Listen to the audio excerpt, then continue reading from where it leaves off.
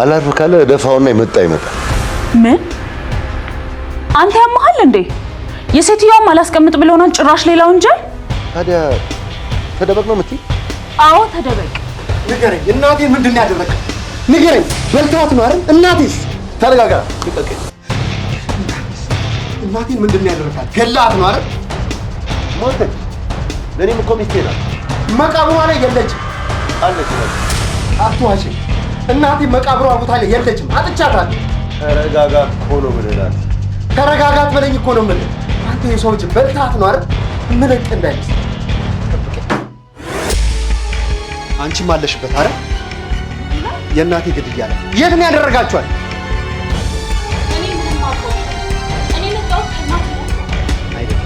አሁን እየመሰለኝ አይደል?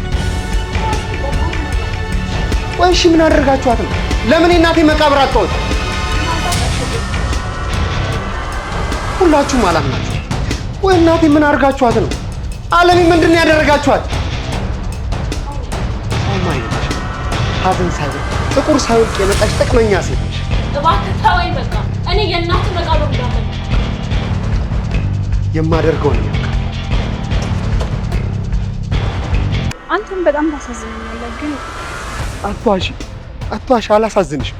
አዝነሽልኝም አታውቂም። አይናት እንዴት ተረጋጋሽ? የሞተችውን እናቴ መቃብር ቦታዋ ላይ አጣኋት እኮ ነው የምልሽ። እባክህ ናቲ፣ አንተ ጋር ያለውን ብቻ ነው እያየህ ያለኸው። እኔን የምትረዳኝ ሞክር እንጂ እባክሽ የምታውቂውን ነገር ምን እንደማድረግ ግራ ገብቶኛል። አባዬ ማንንም ማዳን እኮ አልቻልኩም። ራሴን ጨምሮ ስቀስ ተፈክኩ። ትሁቴ ውጪ። አስገድደው አስቀምጡሽ። ናቲ ጥሩ ሁኔታ ላይ አይደለም። በዚህ ሁኔታው ብዙ ነገር ሊያደርግ ይችላል። እዚህ ቤት እንዳይገባ ማድረግ የመጀመሪያው ጉዳይ ነው። አንቺ መቻል አለብን። በመጀመሪያ የምንለውን እናስብ። ሐውልት ስላልተሰራላት ሌላ ሰው ቀበሩበት ማለት እሱ እንደውም ይበልጥ ሊያስቆጣው ይችላል። መቆጣት ካለበት ይቆጣ እንጂ ምንም ማድረግ አይችልም። ቆይ ትሁትስ? ትሁት አጎቷ ጋር ናት። እሷስ ቆይ ምን ልሁን ነው የምትለው? እስኪ እናናግራት። አደጋ ውስጥ አትገባች። ምንም አደጋ የለውም። ሰዎች ፈሩኛል ለፈሩኝ የሚለው ማወቅ ከፈለግ ምን ይባከነካ።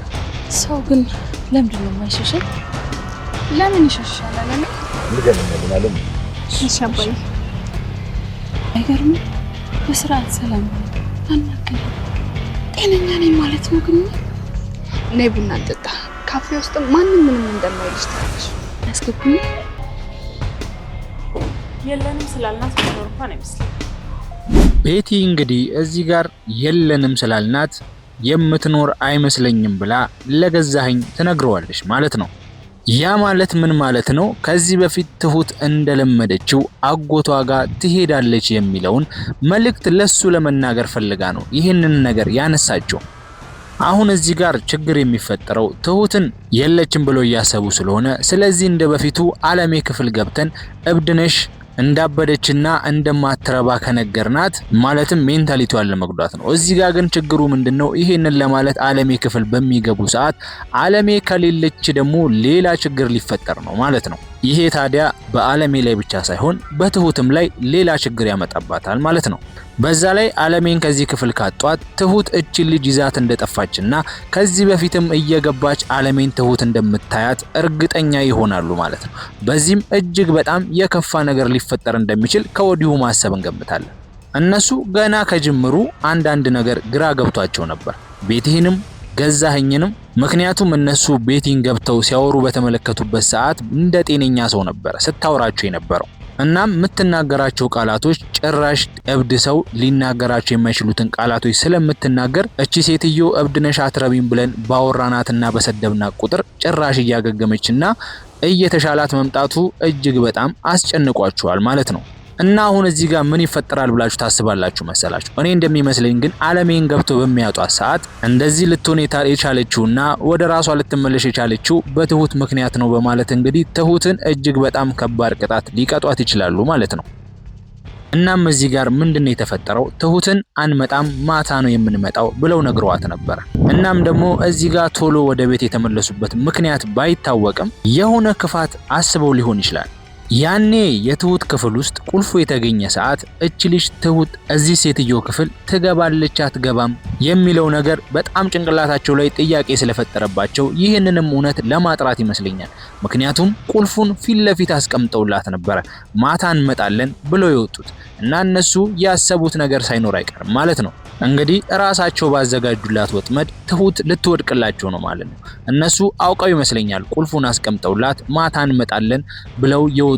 እናም ደግሞ ሳይቆዩ ተመልሰው የመጡበት ምክንያት ያ ይመስለኛል። ግን ደግሞ እዚህ ጋር አንድ ነገር ማሰብ አለብን። ለምንድነው እነሱ ማታ ነው የምንመጣው ብለው የወጡት? እዚህ ጋር ተንኮል ወይ ክፋት በውስጣቸው አስበው እንደሆነ መረዳት እንችላለን።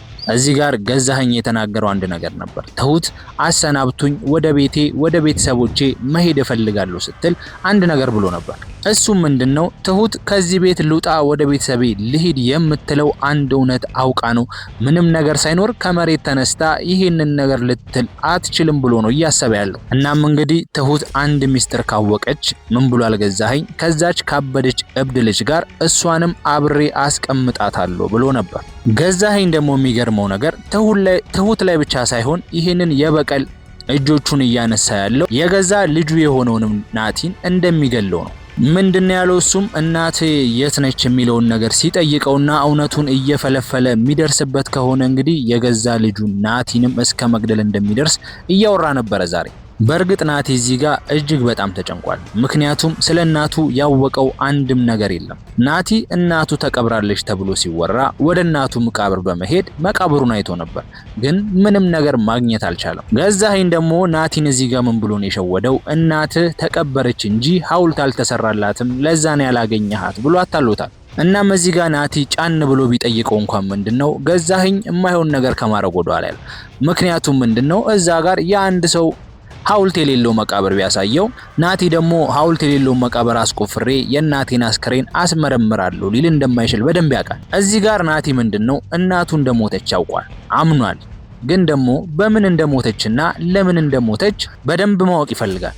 ናቲ እንግዲህ አሁን እያሰበ የሚገኘው እናቴን የገደሏት ቤቲና ገዛኸኝ ናቸው የሚል ሐሳብ ነው ውስጡ ያለው። እዚህ ጋም ናቲ እውነቱን ለማጋለጥ አንድ አማራጭ ያለው ምንድነው ትሁት ናት ብሎ በማሰብ ትሁት የምታቀው ነገር ካለ ብሎ በተደጋጋሚ ጠይቋት ነበር። እነሱ ሲሉ የሰማሽው ደግሞ ሲያደርጉ ያየሽው ነገር ካለ ብሎ እጅግ በጣም በተደጋጋሚ ትሁትን ጠይቋታል። ትሁት ደግሞ አሁን ላይ እጅግ በጣም እየፈራች ነው ያለችው። እንግዲህ ትሁት ገዛኸኝና ቤቲ ምን ያህል ክፉ ሰዎች እንደሆኑ በደንብ አርጋ ታውቃለች። ከዚህ በፊትም ቲናንና እነሱን ስታነጻጽር አረ ቲና በምን ጣዕሟ እሷ እኮ ከነሱ አንፃር መላክ ናት፣ እንዴት መልካም ሰው ናት ብላ ስታስብ ነበር ማለት ነው። እንግዲህ ተመልከቱ፣ በዚህ ልክ ነው የነሱን ክፋት ልትገልጽ የሞከረችበት መንገድ ማለት ነው። እነሱ የሰሩትን ተንኮል፣ እነሱ የሰሩትን ክፋት የናቲን ላት ለዚህ ሁሉ ጊዜ እቤት ውስጥ አስረዋት እንደዚህ እያረጓት እንደሆነ ለናቲ ብትነግረው እነዚህ ሰዎች ምን እንደሚያረጉና እውነቱን ማን እንዳወቀና ይሄንንም አሳልፎ የሰጣቸው ማን እንደሆነ ካወቁ እነሱ ምን ሊያረጓት እንደሚችል አስቀድማ ስለምታውቅ እጅግ በጣም በፍርሃት ስላለች ለዛም ነው ለናቲ እውነቱን ልትነግረው በፍጹም የማትችለው ማለት ነው። በተለይ ደግሞ ዛሬ ከናቲ ጋር ሶፋ ላይ ቁጭ ብሎ ሲያወሩ ልንገረው አልንገረው የሚል መንፈስ ለሁለት ተምታቶ ሲያወዛግባን ነበርና ግራ ስትጋባ ተመልክተናታል። በስተመጨረሻም ይሄ ነገር መጥፎ ነገር ያመጣል ብላ ለሱ ላለመናገር ወስናለች። አሁን ላይ እሷ እያሰበች ያለችው ምንድነው ናቲ በራሱ ጥረትና ልፋት እናቱ ያለችበትን ነገር እንዲያውቅ ትፈልጋለች። ለምን ከተባለም እዚህ ጋር ምንድነው ናቲ እናቱ በህይወት እንዳለች በፍጹም ስለማያውቅ መሞቷን ስለሆነ በውስጡ ተቀብሎ ያለው ይህንንም ደግሞ ያደረጉት ገዛኸኝና ቤቲ ናቸው ስለሚያስብ የእናቱን ደም ለመበቀል ወይም ደግሞ እውነቷን ለማውጣት ወስኖ ማስረጃዎችን በማሰባሰብ ላይ ነው ያለው ማለት ነው። ትሁት እንግዲህ እዚህ ጋር ምንድነው ከካሌብ አባት ጋር ያወራቸው እናቱ በህይወት እንዳለች ልጁ እንዲያውቅ ይፈልጋል። ነገር ግን የካሌብ አባትም እዚህ ጋር ፈርቷል። ምክንያቱም የሰዎቹን ክፋት በደንብ አስጠንቅቆ ያውቃል። እዚህ ጋር ምንድነው ትሁትን እንድትወጣ ከዛ ቤት ይፈልጋል። ግን ደግሞ ከገዛኸኝ ጋር ትሁት የ2 ዓመት ኮንትራት ነው እዛ ቤት ውስጥ የተፈራረመችው። እናም በዚህ ምክንያት ይሄ ውል በጤና ህመም ወይም ደግሞ በከባድ ምክንያት ካልሆነ በስተቀር ውሉን አቋርጣ ከዚህ ቤት መውጣት አትችልም ማለት ነው። እና እንግዲህ አሁን ላይ ትሁት የታሰረችበት ነገር ይሄ ነው ማለት ነው። እናም ገዛኸኝ ዛሬ ሲያስፈራራት የነበረው በዚህ ምክንያት ነው። እንግዲህ ገዛኸኝ ይሄ የአባትሽ ቤት አይደለም እንደፈለገሽ ምትወጪው እንደፈለገሽ ምትገቢበት እኛ ስራ ይበዛብናል ቢዚ ነን ለዛም መሰለኝ የቀጠርንሽ ብሎ እንግዲህ ዛሬም ደግሞ ትሁትን ተናግሯታል ማለት ነው። እዚህ ጋር ግን እኔ እንደማስበው ትሁት ቀጥታ እናቱ እዚህ ቤት ውስጥ እንዳለች ከምትናገር በተዘዋዋሪ ግን እናቱ እዚህ ቤት ውስጥ መኖሯን የሚያስመለክት አንዳንድ ፍንጮችን ብትሰጠው በጣም ጥሩ ይሆናል ብዬ አስባለሁ። ምናልባት አሁን ላይ ከአለሜ ጋር ወክ ለማድረግ ዞር ለታረጋትና አለሜ ጤነኛ መሆኗን በጭንቅላቷ እንድትቀበል ለማድረግ እየሞከረች ነው። ለምን ከተባለ ይህንን ነገር የሚያደርጉ ትሁት አለሜ በንግግር እንደተጎዳይ ስለምታውቅ ምክንያቱም ምንድነው ገዛኸኝና ቤቲ ሰው አይፈልግሽም አንቺ ይብድንሽ ሰው ሁሉ ጠልቶሻል እያሉ ለረጅም ጊዜያት ሲነግሯት ስለነበረ እሷም በዚህ ንግግራቸው ምክንያት እንዴ ሰው አይወደኝም ማለት ነው እኔ በሽተኛ ነኝ እያለች በማሰብ ጭንቅላቷ ተመርዞ ነው ለዚህ በቃች። ለዛም ነው ትሁት አሁን ይህንን ዋጋ እየከፈለች ያለችውና ሰው እንደሚፈልጋትና በነፃነት ደግሞ መንቀሳቀስ እንደምትችል እብድ እንዳልሆነች ልታሳያት እየሞከረች ያለችው ማለት ነው። እናም እንግዲህ የዛሬው ክፍላችን በዚህ ያበቃል። ቀጣይ የሚለቀቀውን ክፍል እስከ ዘንላችሁ እስክንመጣ ድረስ ላይክ፣ ሼር፣ ሰብስክራይብ ማድረግ እንዳትረሱ። መልካም ጊዜ ይሁንላችሁ።